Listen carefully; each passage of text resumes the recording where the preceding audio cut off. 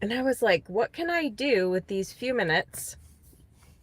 And of course, I was having those deep thoughts that I get. So let's see what we channel for you. For us, for you, they're saying, for you. It's like, listen up if you're listening. Listen up if you're listening. Like, if you say that you're listening, you got to ask yourself, like, are you really hearing? Maybe that's what it is. I said this to Luke, my husband. Hi, baby.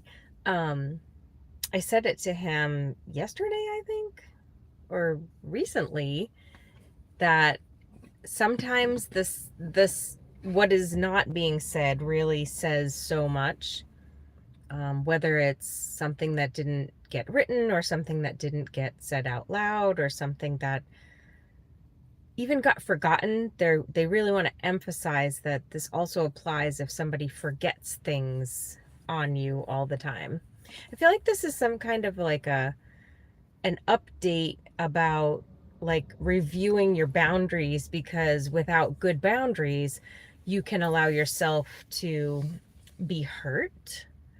So it's really important to not be in a state of hurt right now, or in any way in a state of a negative energy, in terms of like feeling bad, feeling sad, feeling abused, whatever it is. And we should work on those things if they're going on in our lives, and not just in the way that it would be valuable to work on these things no matter who you are, but because something is on the horizon.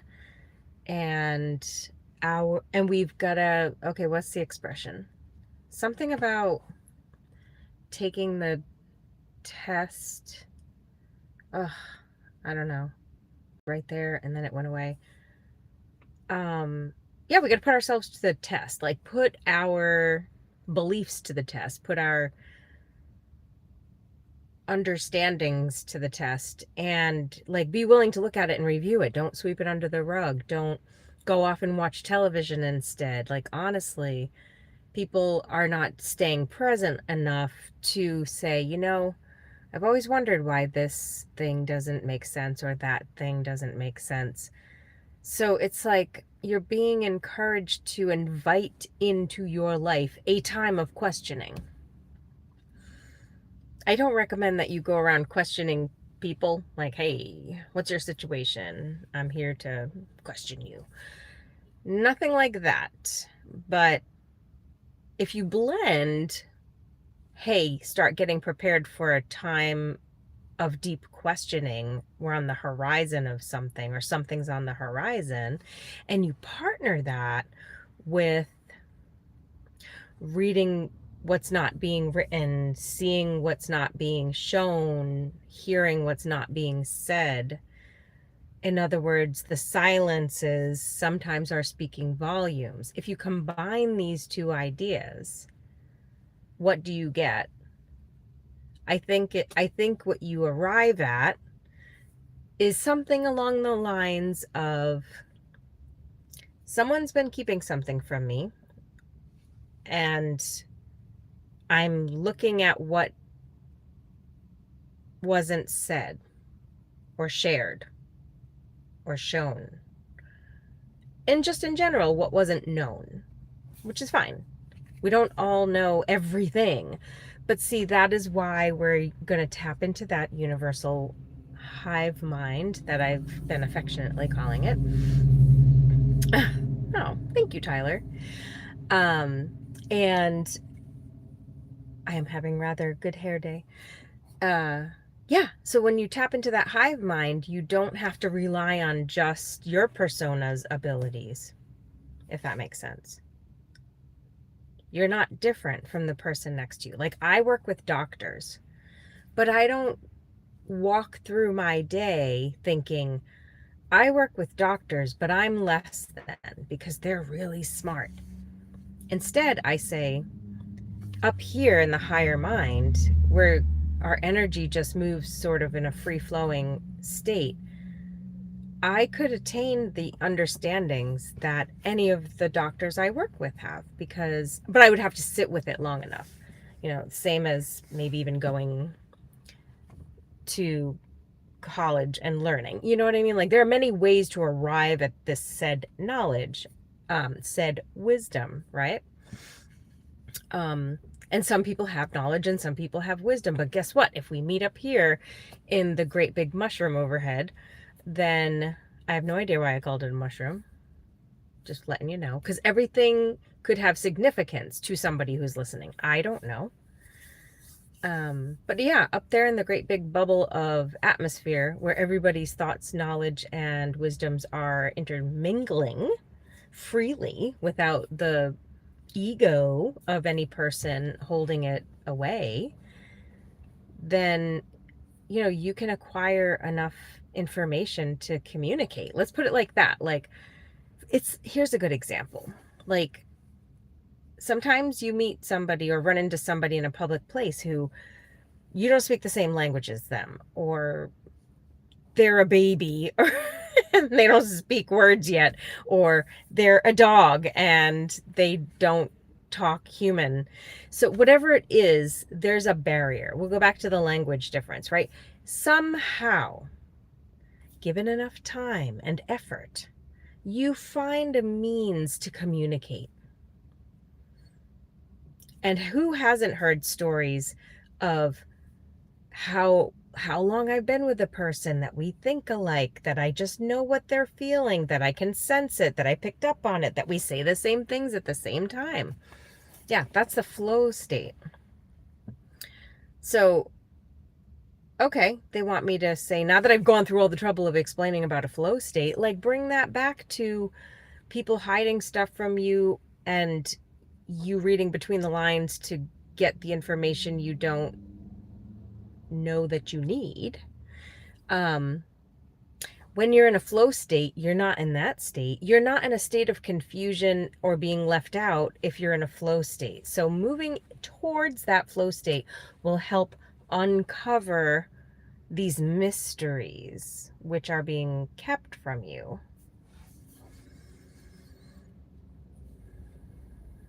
Let's try to see if there's anything else.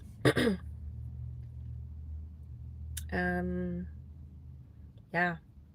They want you to sit with that word mysteries and ask yourself what it means to you.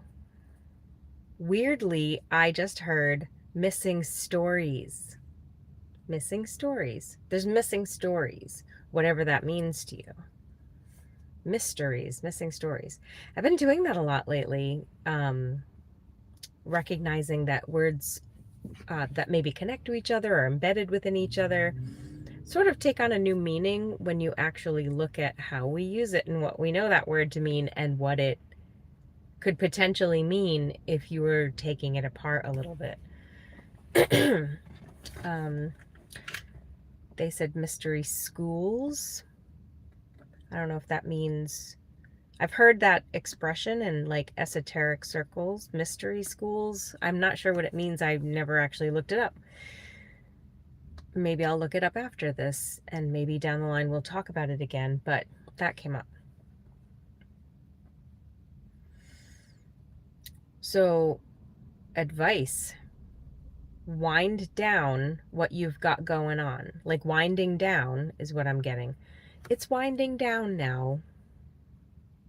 And then there's like a spiral movement. It's winding down now. So maybe something's been chaotic and it's winding down now. Something like that.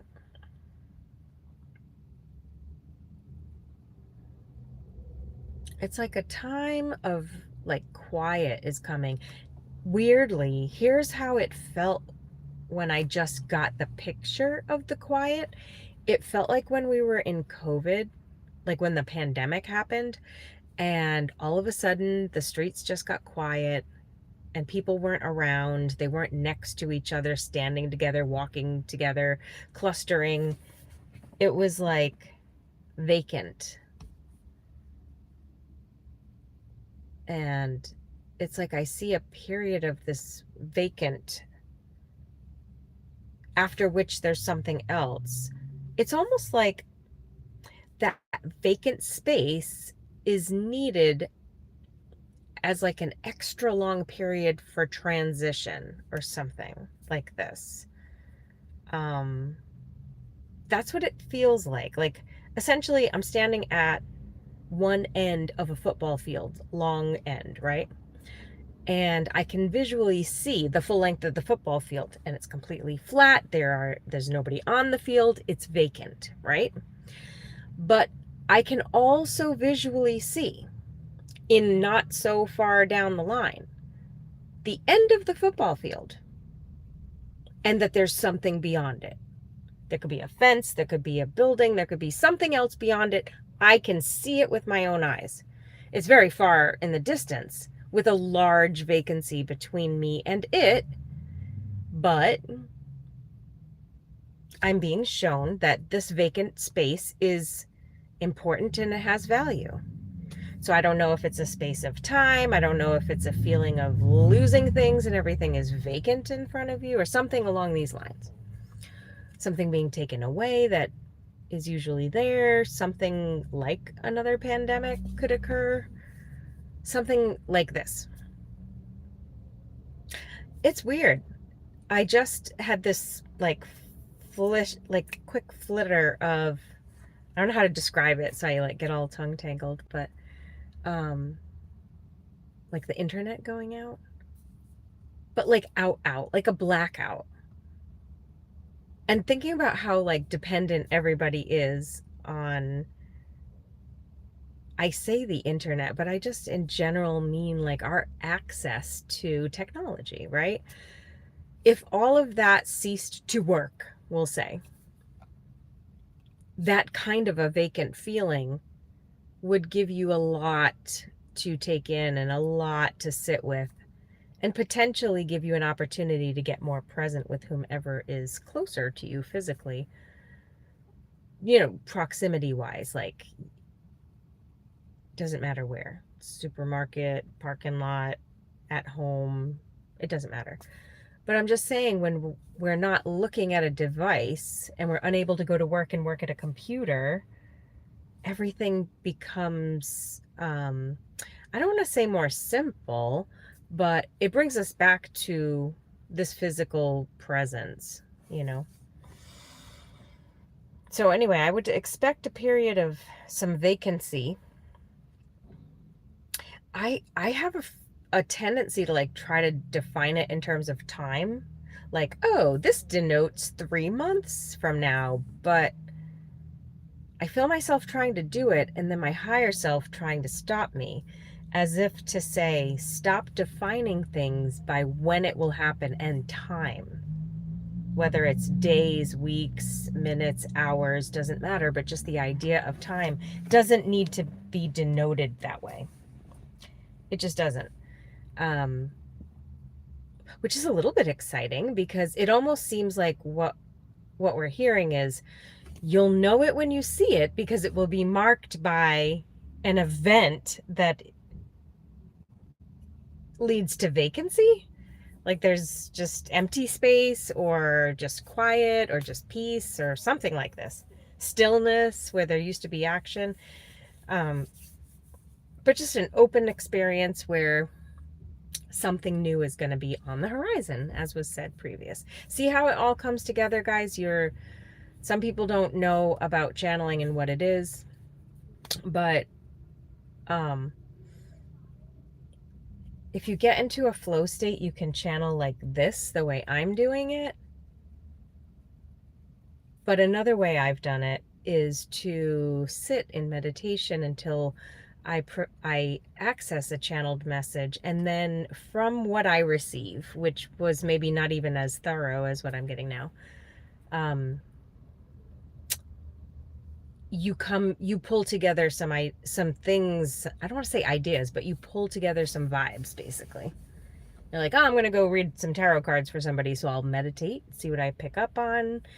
Maybe write down a few ideas that sort of guide the reading, or just remember them, whatever the case, if it wasn't too significant. Stuff like that. But also, we're approaching a solar portal the Lionsgate August 8th, and that's on Saturday. And we just had a full moon. So really powerful, like planetary movement happening right now. So I would definitely say, if you're not already feeling that little tingling in your spine, and if your spidey senses aren't tingling yet, and that's timely because Spider-Man's in the movie theater now, maybe there's something significant in that. My son tells me it was a very good movie and it touched on some relationship stuff, relationship like topics and stuff. So that's about it. Check out that movie maybe and see what's up. And I hope this reading was helpful. Namaste. I'm Lilac. Like my page.